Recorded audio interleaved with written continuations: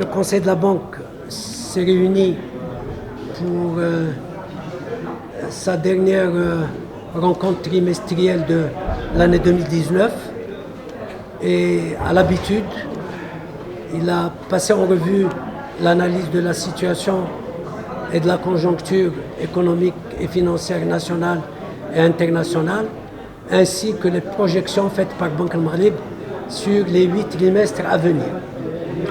À la lumière de cette analyse, il a décidé de maintenir inchangé le taux directeur de la Banque centrale à 2,25 en estimant qu'il reste approprié par rapport à cette conjoncture. Mais il a aussi pris les décisions que la Banque centrale doit mettre en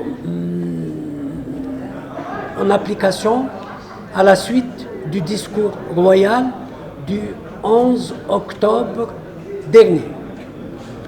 Ces mesures concernent bien sûr tous les aspects de la mission de la Banque centrale au niveau du refinancement, que ce soit au niveau du taux, des quantums, également du collatéral et du reporting que les banques doivent lui faire dans la mise en œuvre de ce chantier. La situation nationale, nous sommes passés d'une croissance de 3 à une croissance de 2,6 en 2019 et une projection d'une croissance de 3,8 en 2020. Ces chiffres-là sont sous-tendus par une récolte qui est une récolte moyenne de l'ordre de 80 millions de quintaux. Évidemment, celle que nous venons de terminer, la campagne a été de l'ordre de 52 millions de quintaux. Et donc, l'amélioration d'un côté de la valeur agricole et aussi des secteurs non agricoles qui passent de 2,8 à 3,3 à 3,5, eh bien, fait que nous passons à une augmentation qui sera de l'ordre de 3,5 et de 3,8 au niveau de la croissance pour les 2 prochaines années.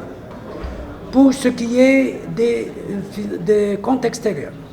Compte extérieur, nous terminerons un déficit de compte extérieur de 5,5 au niveau de 2019, mais qui va s'améliorer à 3,8 et ensuite s'améliorer à 4,6 et à 3,8 en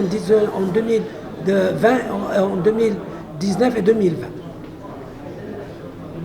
Les principaux éléments, en dehors des importations et des exportations, sur les importations, c'est essentiellement le facteur énergétique et l'automobile qui impactent. En ce qui concerne les exportations, c'est bien sûr le phosphate dérivé et évidemment l'automobile. Mais nous continuons à avoir un déficit assez substantiel au niveau du compte commercial, du compte courant commercial, du déficit commercial.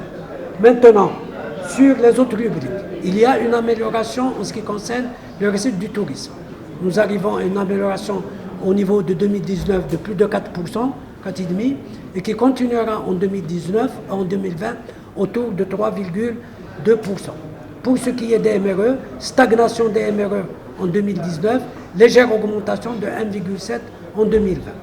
En tablant sur ce que va donner le concours des pays du Golfe, bien c'est le reliquat de l'accord de 2012, c'est-à-dire nous aurons 2 milliards en 2019, 1,8 milliard en 2020.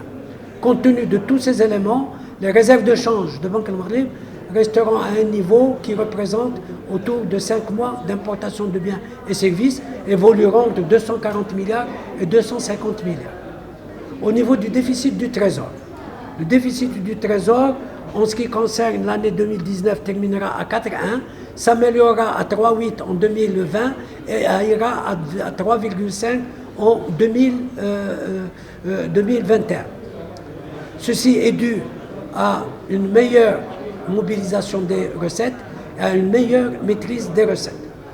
Et à condition aussi que le Trésor sorte une deuxième fois sur le marché international en 2020 pour le même montant d'1 milliard que ce qu'il a fait en 2019, c'est-à-dire 1 milliard de dollars.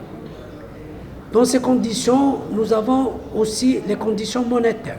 Sur les conditions monétaires, les taux débiteurs, après une baisse de 3 trimestres consécutifs, eh bien, ont augmenté légèrement, surtout de 11 points de base, mais c'est surtout au niveau du secteur immobilier.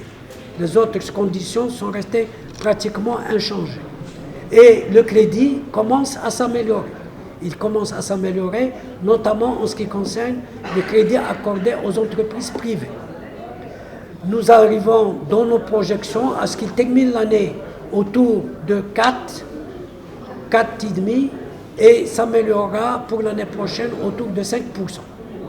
Dans ces conditions, il y aura un déficit de trésorerie pour les banques, que la Banque du Maroc va devoir augmenter ses injections sur le marché monétaire, parce que c'est surtout l'augmentation de la circulation fiduciaire qui va impacter la trésorerie des banques et qui va faire que nous allons devoir faire face à cette augmentation.